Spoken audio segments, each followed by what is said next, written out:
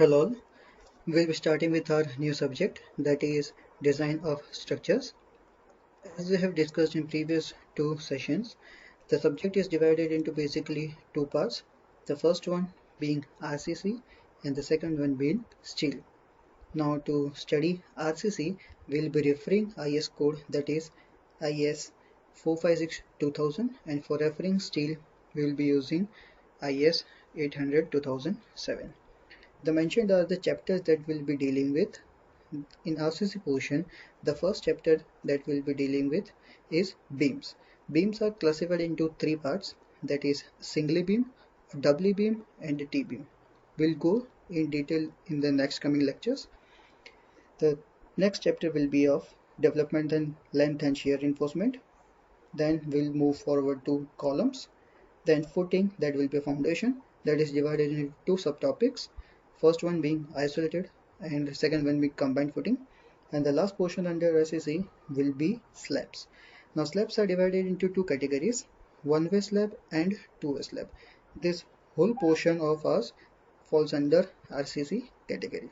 Now moving on to steel, there are four major modules in steel. First one being connections, that is to connect between two metals or two steel atoms.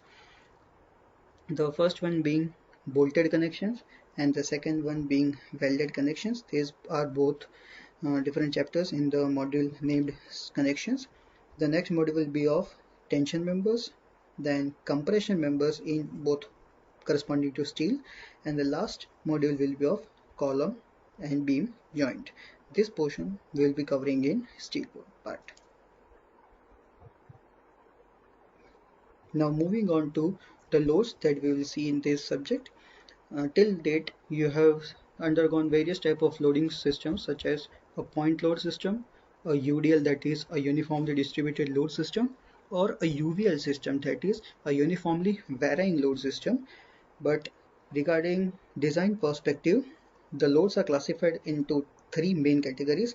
First one being vertical load, second one being horizontal loads, and the third one longitudinal loads. Now under vertical loads, it is classified into three categories: dead load, self weight, that is dead load or self weight, second one a live load, and the third one being impact load. Now dead load generally means the weight of the structure. So a RCC structure will be heavy as compared to steel because the density of RCC structure is heavier. Moving on to horizontal loads, it are divided into two parts. First one being wind load and the second one being earthquake load. And the last longitudinal loads, we will be considering all the moving load structures. Now this is a main thing that we will be doing or will be going through in the whole subject: unit weight, that is the density. So for brick masonry, the density will be 20 kilonewton per meter cube, and for RCC it will be 25 kilonewton per meter cube. Now moving forward to load combinations, which all load combinations we will be going through. So I request all to pause the video and take your IS 456-2000 and move on to page 68. Again, IS 456-2000 page 68 before proceeding to the video. Now on page 68 you will see a table, this table 18, that is values of partial safety factor gamma f. Gamma stands for here partial safety factor of, or we can say factor of safety for loads. So in the first column you will see load combinations that we will be dealing with. The first load combination is DL plus IL. DL stands for dead load and IL stands for imposed load or live load. The second one being DL plus WL, that is dead load plus wind load. And the third one being DL plus IL plus WL, that is dead load plus imposed load, that is our live load, and WL, that is wind load. Here you can see that earthquake load is not be mentioned because after 2001 earthquake, Bhuj earthquake, IS, that is Indian standards, have mentioned or have produced a new separate code for earthquake. So all the earthquake analysis are being mentioned in that code. It is not specified in this code. Now you're seeing the design process that we are going to follow. The whole syllabus is divided into two portions, that is analysis and design. In each and every chapter we will be dealing with these two topics, that is we will go through analysis and we will go through design. Now in analysis we will be dealing with shear force, calculation of shear force, calculation of bending moment, calculation of axial force, and calculation of torsional moment. And in design we'll be dealing with designing of structural members. Now structural members, we have discussed in the introduction session that every element that carries and transfer load, again every element of a building that carries and transfer load are termed as structural members. Now design, the holistic experience, is divided into two portions, first one being functional design and the second one being structural design. Now functional design is the architectural layout or plan that we see, and structural design, that is the structural layout when we see. Now basically the difference between these two are that in architectural layout we just see plan and elevation of a building. We don't see the material composition of it and the placement of materials that are being used. For example, if we are dealing with an RCC structure, the major component of it are RCC, that is reinforced cement concrete, so concrete and steel.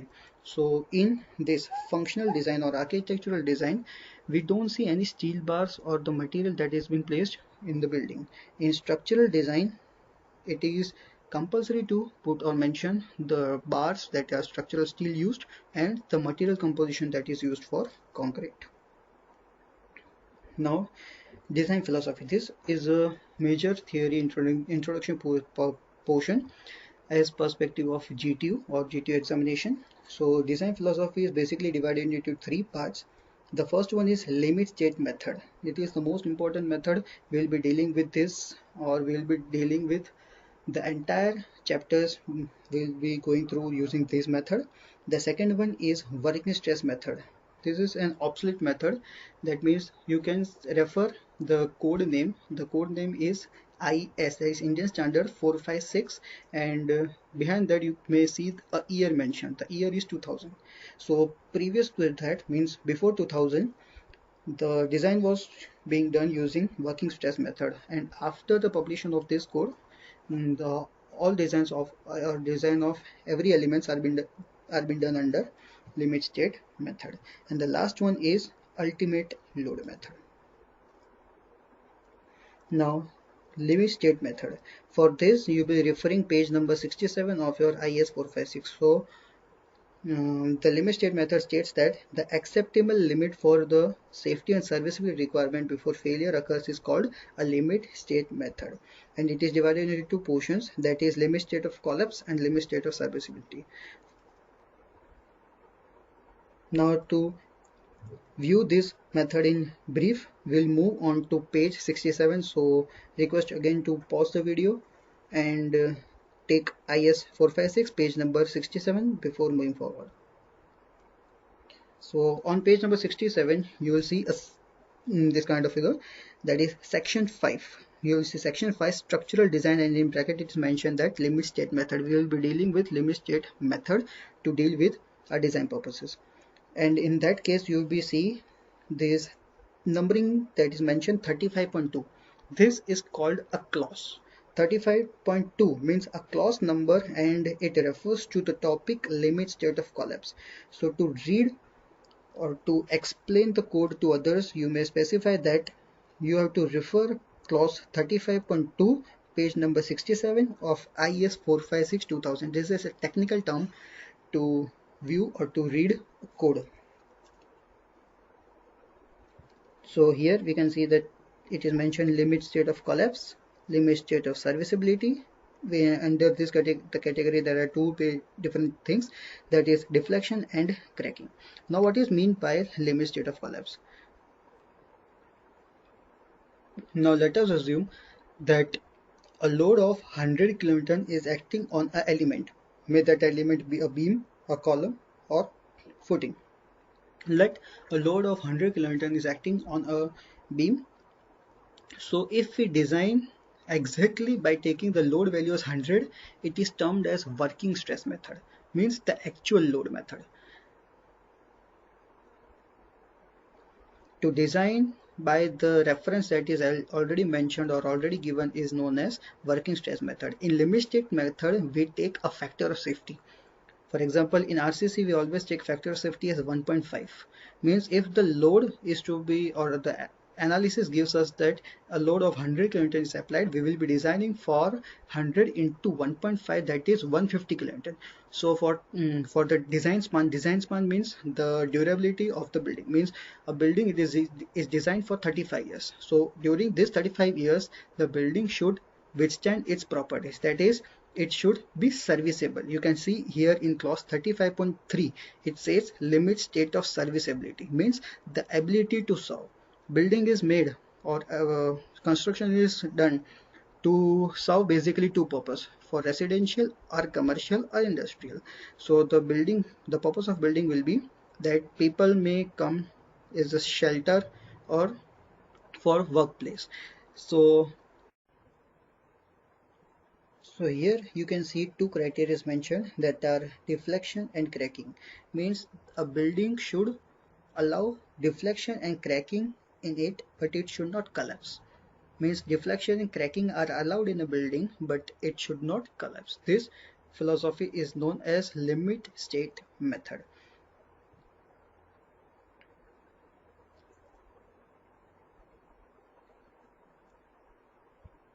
So as we have seen, limit state of collapse. The assumptions are given in page number 69.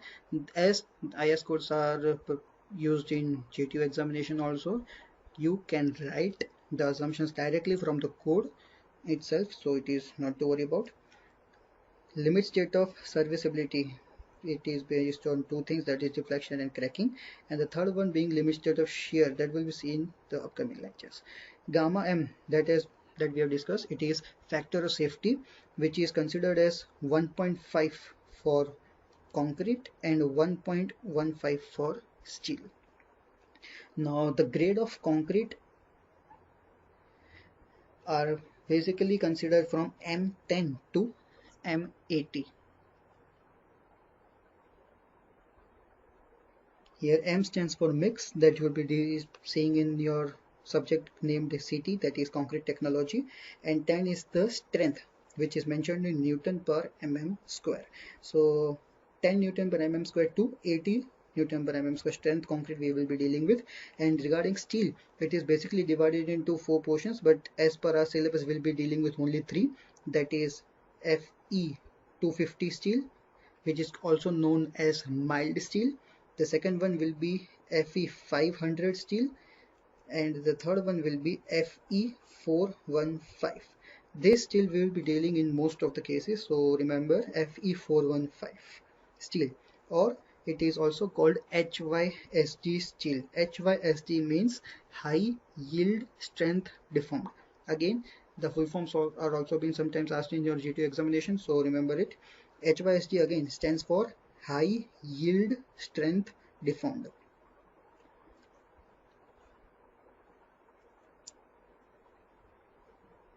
Now we'll be seeing some assumptions that are in page number 69. So pause this video and move on to page number 69 of your IS 456 code. After moving, you will be able to see something like this. Here, the clause number 38 here states that it is referred for limit state of collapse flexure. And under clause number 38.1, it says assumptions. There are 6 assumptions from A to F. This directly you can mention in your GTO examination by changing the statements. No worries about that. So if it is asked to write assumptions in limit state of collapse flexure, you can directly mention it from this page. But for that also you must be knowing about what page number are to be used and what data is given on which page. So you must be thorough. You have to know the knowledge of the codes. So it will be only generated by practicing, so keep practicing and referring the code as the video goes on. The second method will be working stress method. As we discussed previously, it is based on working loads method or actual load. For example, we took an example of 100 kilonewton load, so designing as per exactly 100 kilonewton load, the method is called working stress method. And regarding the concrete to be used and the permissible stresses are mentioned in page number 81. You can see below page number 81 of your IS code, table 21, permissible stresses in concrete. In this subject we will not be dealing with this, just to mention which concrete we are going to use. So we'll be using concrete from M10 as the lowest to M50 as the highest in this chapter, or in this the whole subject. Now moving further, we'll be dealing with, or we'll be seeing ultimate load method. This is the third and last method of design philosophies, or how to start a construction design or a structural design. This graph will be somewhat similar to you. It is a stress versus strain curve for mild steel, or stress versus strain curve for steel. You must be seen this in your previous semesters. So O is the origin point here. A is called the proportional limit. So the distance that is being traveled from O to A, it is after applying load. At point O, that is origin, the steel is in stable state. As we start applying a tension load, the strain increases as well as stress increases due to this load. So the graph will move from O to A. This junction or this path from O to A is called proportional point or proportional limit. Under these points, the stress is directly proportional to strain. You must have studied Hooke's law. Hooke's law, obviously, it is generated until point number A. From A to B, it is known as upper yield point. That means the stress will be generated more as compared to strain. From B to C, it will be a lower yield point. That is, strain will be generated more as compared to stress. And from C to D, again after elongation, it will move to a maximum stress limit. That is D. Above this, there is no stretch point in the steel provided, and this D point is called ultimate point. This D point is called ultimate point or ultimate load. So designing according to this point, this method is known as ultimate load method. Means, for example, in case of working stress method, we are dealing with only this zone. We are dealing with only this zone. That is, our loads are supposed to be from 0 to A. In load limit state method, we are dealing with this point number B to C, that is we are applying factor of safety. And in ultimate load, the maximum load is taken. This concept is always considered in special structures, like for example construction of dam, where cracking probability are 0%, means 0% cracks are allowed in the structures. So in such special structures, we are always designing by using this point number D. And the last one, fracture point, that is the failure point, is termed in the graph. This was basically the classification of our design philosophies. Again repeating, the first philosophy was limit state method, that will be dealing in all the chapters. The second one will be working stress method, that you have to know only if the theory portion is asked. We will not be doing any numericals or sums regarding that. And the third one is ultimate load method. Now from next lecture we will be starting with beam portion or designing of beams. Thank you.